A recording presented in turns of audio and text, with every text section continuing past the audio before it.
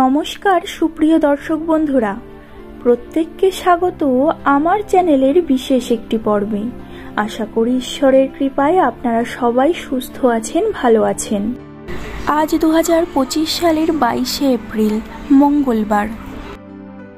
S নামের মানুষদের কেমন কাটবে বিভিন্ন বিষয়বস্তু আমি আপনাদের জানাবো, সুতরাং অনুরোধ রইল ভিডিওটি অবশ্যই শেষ পর্যন্ত মনোযোগ সহকারে দেখুন।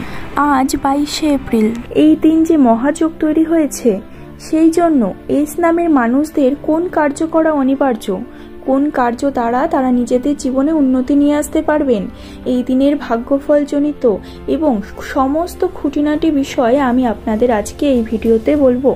সুতরাং ভিডিওটি শেষ পর্যন্ত দেখার জন্য আবার আপনাদের অনুরোধ করব। দর্শক বন্ধুরা, বলে রাখি, আপনাদের এই চ্যানেলটিতে যাদের নামের প্রথম অক্ষর এস দিয়ে শুরু, সেই সমস্ত মানুষদের ভাগ্যচক্রের বিভিন্ন তথ্য আমি জানিয়ে থাকি এবং জ্যোতিষশাস্ত্র নিউমেরোলজির গণনা থেকে এই বিষয়গুলি জানানো হয়ে থাকে। যদি আপনার নামের প্রথম লেটার এস হয়ে থাকে বা আপনার কোনো প্রিয়জনের নাম, তবে চ্যানেলটিকে অবশ্যই সাবস্ক্রাইব করে নেবেন। তবে চলুন বন্ধুরা, আজকের ভিডিওটি শুরু করা যাক। অনেকেই বলে থাকেন বা অনেকের মনেই প্রশ্ন থেকে থাকে যে নামের প্রথম অক্ষর দিয়ে কি ভাগ্যফল গণনা করা সম্ভব। তবে তাদের বলে রাখি যে হ্যাঁ বন্ধুরা, অবশ্যই সম্ভব। তাহলে চলুন আজকের দিনটিতে কোন কাজটি করলে বা কোন কাজ থেকে বিরত থাকলে আপনার দিনটি সুন্দর যাবে সেই বিষয়ে জেনে নেওয়া যাক।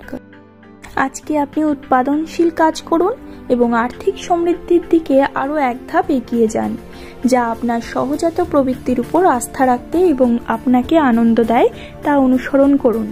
আপনার রোমান্টিক জীবনে নতুন কিছু যোগ করার জন্য আজ একটি দুর্দান্ত দিন।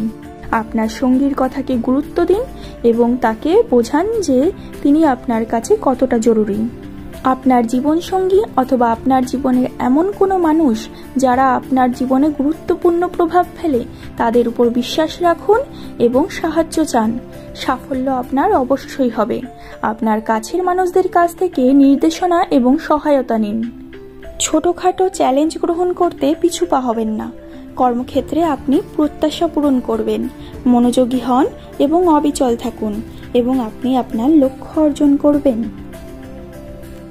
আজকের দিনটিতে আপনার মন মানসিকতা সুন্দর রাখুন এবং প্রচেষ্টা করে যান। অবশ্যই আপনি পুরস্কার পেতে পারেন। যদি কোনো ব্যবসায়ী হয়ে থাকেন, তবে আপনার আবেগ এবং শ্রমকে কার্যকরভাবে ব্যবহার করুন। আপনার শক্তি এবং উৎসাহকে কাজে লাগান, তাহলেই আপনি ইতিবাচক ফলাফল দেখতে পাবেন। নমস্কার।